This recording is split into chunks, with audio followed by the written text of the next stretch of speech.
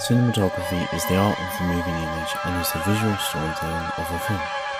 From the beginnings of film in black and white in a 4:3 ratio to today with vast colours and movements and a wider 16:9 aspect ratio, cinematography has been used to visually aid and add to a script's content.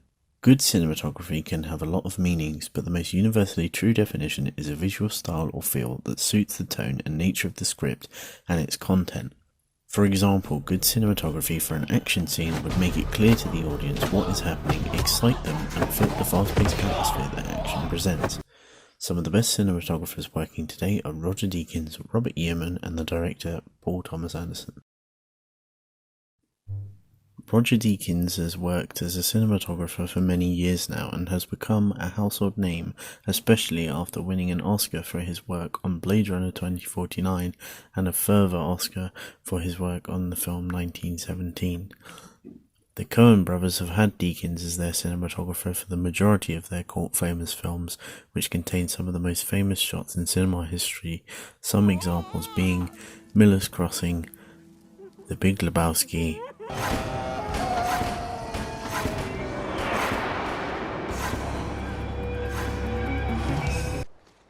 and True Grit.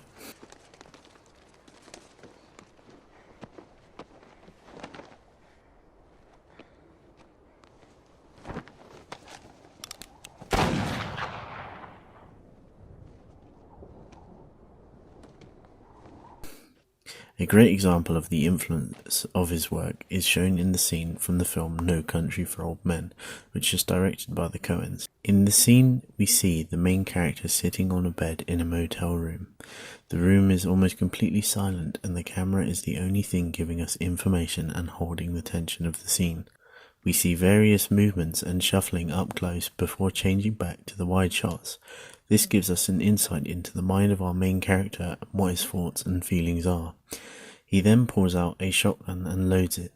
The presence of a gun on camera suggests danger and violence, as we know as an audience it will eventually go off. We then see a POV shot of what our main character sees as a shadow moves past the room's door. This is a climactic point of tension building. We know there is a person behind the door that he is afraid of and ready to shoot, and we are then forced into his perspective so that we feel afraid of the person too and tense about him coming through the door to get us.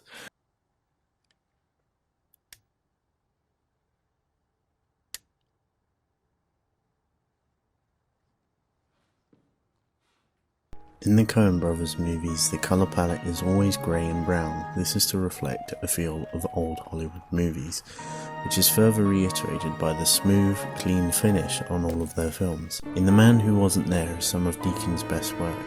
The film is black and white and the visuals are based on old noir movies, meaning there are lots of bright lights and heavy shadows, which I have attempted to recreate in this clip.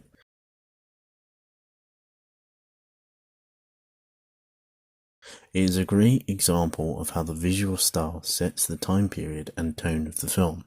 In Blade Runner 2049, for which Deakins won an Oscar, he uses bright neon colours and large landscapes in a similar way to create the setting of a distant future where technology has taken over and evolved, but also in some places decayed and has been left behind.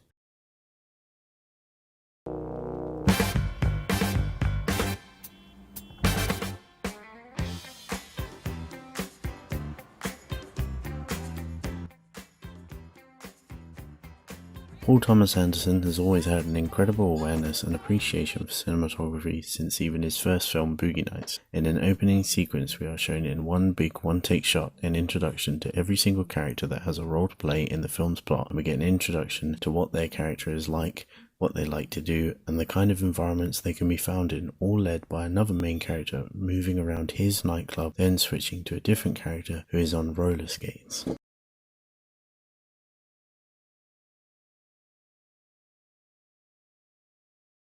In this scene from The Master, the cinematography tells an aspect to the dialogue that isn't heard through the speech, that being the gaining and loss of control during an argument. We know that one of the men appears more correct in his dialogue, but it is the camera work and subtle blocking that tells us how he goes from a low point to controlling the power of the argument. When we first see him, he is obscured by some people and props in the room. This tells us he doesn't have the power at this point. However, as the argument unfolds, Philip Seymour Hoffman's character loses the control to the man and tries to gain it back. This starts to show when to talk to the man Hoffman is facing in an awkward and uncomfortable position and is lightly obscured by prop. As the argument continues, the man becomes less obscured and completely clear in frame, and Hoffman, despite moving out of his seat, is still blocked by several people. Hoffman has stood up to film more of the frame and try to give visual high ground over the man, but it doesn't work.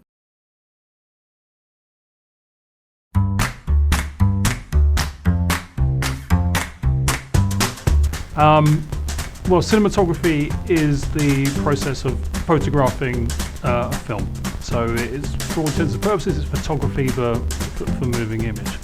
And as a cinematographer, you'll be responsible for the lighting, the framing, composition, what lens types you're going to use, whether it's shallow depth of field, the deep depth of field, any filters or anything that go over the lens. You're kind of overall responsible for how the film shoots and how it looks.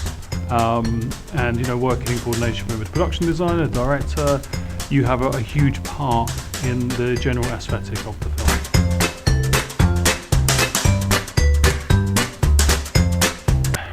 For some reason, whenever anyone mentions cinematography to me, I immediately think of Fargo, which is Roger Deakins, I think it was, and only so much as it must have been incredibly hard to film with all the snow and just all this kind of white, in every scene, and it's just so cinematic. The whole look of that film is just it's stark, it's dramatic, it's big.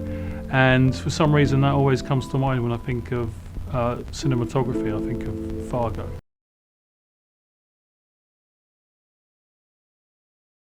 First film that pops into my head when I think of that is Traffic by Steven Soderbergh. Not so much in terms of, what do you say, time or age, but location. Because the film is split between three kind of main storylines and they're all set in different places. And to help the audience understand which story is being told at which points, the filter changes on each scene, so there's a different color grade. So I think there's one set in Mexico and it's very kind of orange, it's very, very warm. There's one maybe it's in Washington or something like that, it's all very political and that's blue. And there's somewhere, let's say California, which is kind of, sort of much more naturalistic tones. And by adopting these color grades, Soderbergh's able to tell the story and the audience instantly recognize which storyline they're following by the color grade of the scene. In conclusion, cinematography is essential to a film's most vital aspect of being a visual form of storytelling. Before modern film, in the beginning all films were driven by the visuals which created the age of ecstatic silent movie stars like Charlie Chaplin and Buster Keaton. But as film has evolved, so has cinematography. In a time where all the details can literally be told to us, it is needed to fill in the details we can't hear. The clip from The Master being the perfect example of this being done.